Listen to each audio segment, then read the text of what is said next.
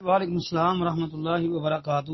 محترم بھائی کا سوال ہے کہ عصر کی نماز پڑھی، امام صاحب نے 5 رکعتیں پڑھا دی، کسی نے لقمہ نہیں دیا، بعد میں بتایا تو امام صاحب نے 2 سجدے کر لیے۔ 2 سجدے کرنے کے بعد دوسرے سجدے سے اٹھ کے اتنی دیر بیٹھے رہے کہ جتنے تشہد میں درود شریف سے پہلے پڑھا جاتا ہے، یعنی مطلب کہ آپ دو رسول تک، یعنی اتنی دیر وہ پھر بیٹھے رہے۔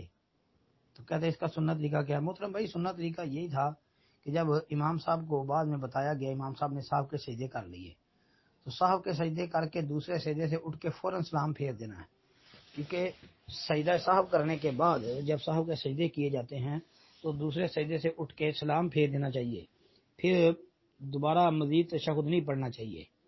جی حنفی اس طرح کرتے ہیں، لیکن حنفیوں کے پاس سجدہ صاحب کے بعد تشہد پڑھنے کی کوئی بھی پکی دلیل نہیں ہے، وہ ضعیف موضوع قسم کی روایتوں کا سہارا لیتے ہیں۔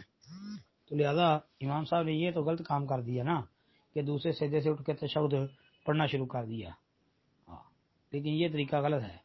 دوسرا سجدہ سے اٹھ کے سلام پھیر دیتے، یہی طریقہ تھا سنت۔ اور نبی علیہ السلام کے متعلق آتا ہے کہ آپ علیہ السلام نے ظہر کی نماز کی بھول کر 5 رکعتیں پڑھ لی، جب آپ کو اس کا علم ہوا تو آپ علیہ السلام نے سجدے کر لیے۔ جی یہ روایت صحیح بخاری اور صحیح مسلم کے اندر آتی ہے۔ تو بھائی اگر سجدہ صاحب کے بعد تشہد ہوتا تو یقیناً رسول اللہ صلی اللہ علیہ وسلم اس کو بیان کرتے، یا آپ علیہ الصلوۃ والسلام کی اس حدیث کو صحابہ بیان کرتے، اس سنت کو۔ لہذا یہ نہیں ہے۔